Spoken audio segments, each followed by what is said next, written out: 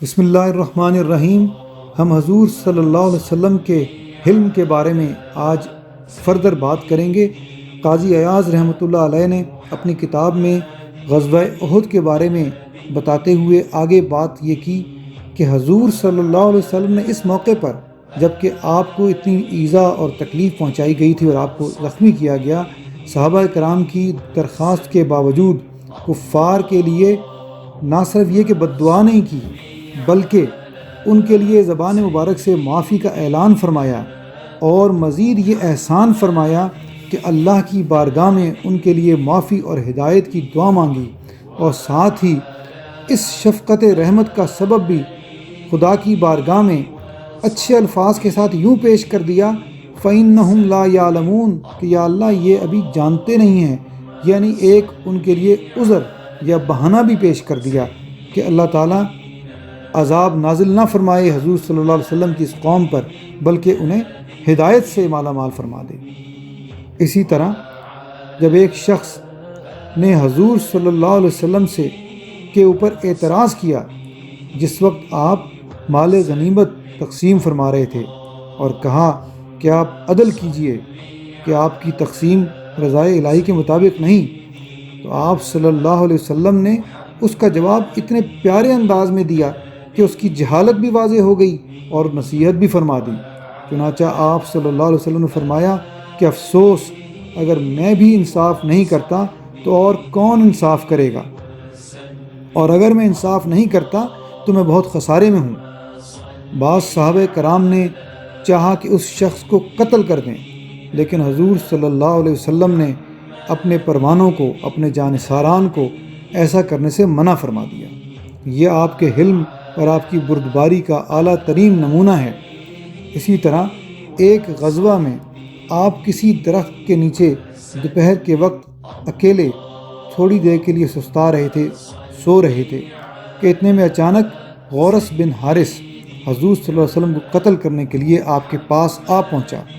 صحابہ کرام ادھر ادھر آرام کر رہے تھے، جب حضور صلی اللہ علیہ وسلم بیدار ہوئے تو آپ نے دیکھا کہ ایک آدمی ہاتھ میں ننگی تلوار لیے کھڑا ہے۔ اس نے کہا، بتاؤ اب میرے وار سے تمہیں کون بچائے گا؟ حضور صلی اللہ علیہ وسلم نے بڑے اطمینان سے جواب دیا، اللہ۔ اتنا سنتے ہی اس کے ہاتھ سے تلوار گر گئی۔ نبی کریم صلی اللہ علیہ وسلم نے وہ تلوار اٹھا لی اور فرمایا کہ اب بتاؤ کہ تمہیں اس سے کون بچائے گا؟ تو وہ بولا، آپ بہتر قابو پانے والے ہیں۔ حضور صلی اللہ علیہ وسلم نے اس کا قصور معاف کر دیا اور اسے جانے کی اجازت عطا فرما دی۔ غورث جب اپنی قوم میں واپس لوٹا تو کہنے لگا کہ میں بہترین انسان کے پاس سے آ رہا ہوں، اور اس نے پھر یہ سارا واقعہ اپنی قوم کو سنایا۔ اسی طرح آپ صلی اللہ علیہ وسلم کے درگزر کے واقعات میں سے یہ بھی ہے کہ ایک یہودی عورت نے بکری کے گوشت میں زہر ملا کر آپ کو کھلا دیا تھا، اور یہ بھی صحیح حدیث سے ثابت ہے کہ اس عورت نے اپنے جرم کا اقرار بھی کر لیا تھا۔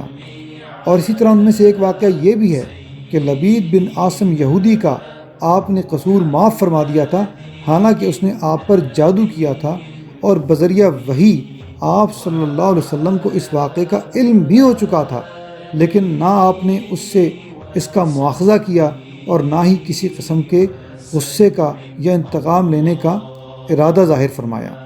اسی طرح آپ نے عبداللہ بن ابی اور اس کے ساتھیوں کی منافقانہ سرگرمیوں پر بھی کوئی مواخذہ نہیں فرمایا، حالانکہ وہ اپنے قول سے، اپنی باتوں سے اور اپنے کام سے حضور صلی اللہ علیہ وسلم کی مخالفت پر بے انتہا زور لگا رہے تھے۔ بلکہ ایک صحابی نے بعض منافقوں کے قتل کی اجازت جب طلب کی تو آپ صلی اللہ علیہ وسلم نے انہیں ایسا کرنے سے یوں کہہ کے منع فرما دیا کہ لوگ طعنہ دے کر کہیں گے کہ محمد صلی اللہ علیہ وسلم اپنے ساتھیوں کو قتل کروا دیتے ہیں۔ اسی طرح حضرت انس رضی اللہ تعالیٰ عنہ سے روایت ہے کہ میں حضور صلی اللہ علیہ وسلم کے ہمراہ تھا اور آپ نے موٹے کناروں والی چادر اوڑھی ہوئی تھی۔ ایک اعرابی نے آپ کی اس چادر کو زور سے کھینچا، جس کے باعث گردن مبارک پر نشان پڑ گیا۔ اس کے بعد اعرابی کہنے لگا، اے محمد صلی اللہ علیہ وسلم، میرے ان دونوں اونٹوں کو مال سے لاد دو، تم کچھ بھی اپنے باپ کے مال سے تو نہیں دو گے؟ رسول اللہ صلی اللہ علیہ وسلم خاموش ہی رہے اور صرف یہی فرمایا کہ واقعی مال تو اللہ کا ہے اور میں اس کا بندہ ہوں۔ پھر فرمایا کہ اے اعرابی، آپ سے اس زیادتی کا بدلہ لیا جائے گا۔ اس نے کہا کہ ایسا ہرگز نہیں ہوگا، چونکہ آپ برائی کے ساتھ بدلہ نہیں دیا کرتے۔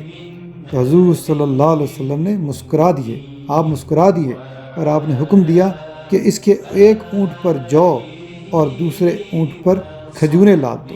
سبحان اللہ۔